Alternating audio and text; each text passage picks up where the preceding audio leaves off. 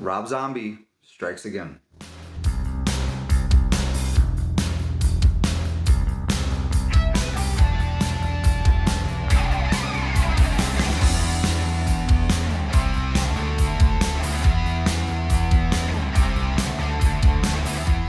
What's going on? My name is Alex Thorn, and I'm a rock and roll musician who in his downtime likes to watch some new and old movies. And this time there was a ton of new movies that came out this weekend on streaming and in the theaters. And I decided to check out this Netflix exclusive, The Munsters. So The Munsters 2022 is written and directed by Rob Zombie. Now, when I say that name and a movie tied to it, you either absolutely love everything about it or you hate everything about it. And I believe I'm on the I don't care side, which is just like neither one of them. I saw Rob Zombie's remake of Halloween and I absolutely loved it. And then I was excited about the sequel, and that, I mean, just completely tanked. I gave Devil's Rejects a chance, and I just couldn't stand it. It wasn't my kind of movie. But every trailer I saw after that was just like, they all felt dirty and grimy and just, I don't know, they're just a filthy version of a movie for no reason. And so with the Munsters, you know, it's something that ties back to my childhood. I grew up on watching the Munsters on Channel 26. You know, late nights and on weekends, and I absolutely loved it. I actually loved the Munsters more than I liked the Addams Family. And when I saw the trailer, like everybody else in black and white, I was like, oh, I'll give it a shot, not bad. And then the Technicolor trailer came out, and you know how everybody felt about that. It was just terrible. And knowing that, fully knowing that, going into watching this movie this weekend, I watched the first 15 minutes of this movie in color and then tuned my Asus ProArt monitor down to black and white completely. And when I tell you, I went from being absolutely annoyed, agitated, you know, on pretty much on the verge of anger while watching this movie, I suddenly became okay with the movie. Now, watching it in black and white doesn't mean that it's a good movie.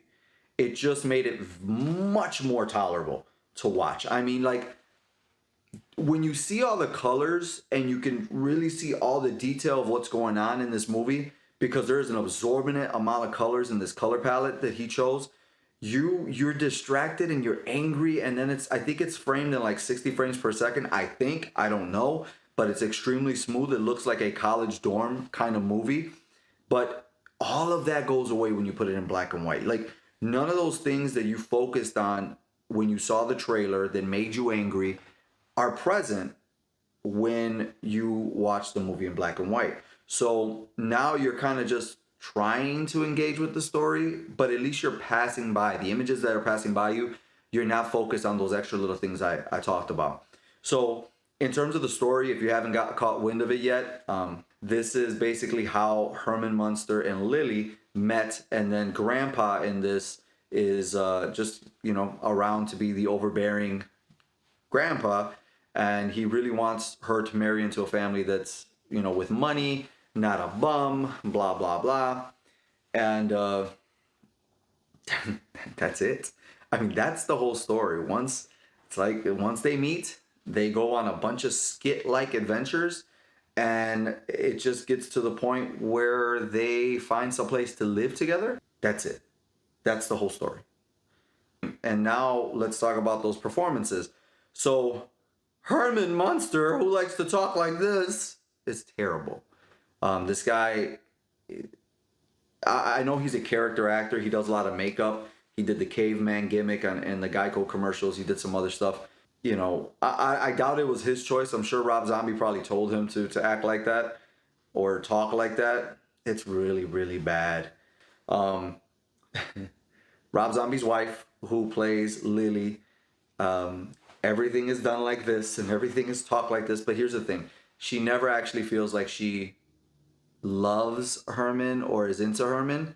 It just feels like she's somebody on a cosplay stage trying to win a contest to look like Lily. She doesn't embody Lily. She's just, whatever. This is how she would act. Everything is done with her hands, and it's fucking weird. Grandpa does great. He does his job. For some reason, you're not bothered by him. He's cool. And then there's this, nobody has talked about this. I've watched a couple reviews and I haven't seen anybody talk about this, but there's a wolf brother. Lily's brother is like the wolf man or something. When I tell you, I haven't wanted to see a character in a movie die. Nobody dies in this movie, by the way. But I haven't wanted to see a movie and a character get slaughtered and die more than that Wolfman character. This fucking guy is so out of place. The mannerisms and the accent and the way he's acting, and I don't know who this movie's for, because original fans of the Munsters, I don't think they're gonna like this movie. They're gonna be like, no, this is stupid. It's a bastardized version of it. And new people, I don't know how a new person who knows nothing about the Munsters would go into this and like it. So, is it for children? I could see 5, 6, 7-year-olds liking this because it's just fun and colorful and silly. It's on the level of, back in the day Power Rangers or Beetleborgs or something like that from the 90s. It's on that level. Maybe like a really bad Nickelodeon show type thing, but who the fuck is this for?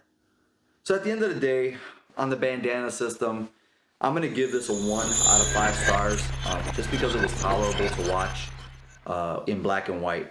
It's not as bad as something else that I've seen on this channel, but 1 out of 5 bandanas. That's where we're going to go with this one. Let me know, what did you think of the Munsters if you saw it?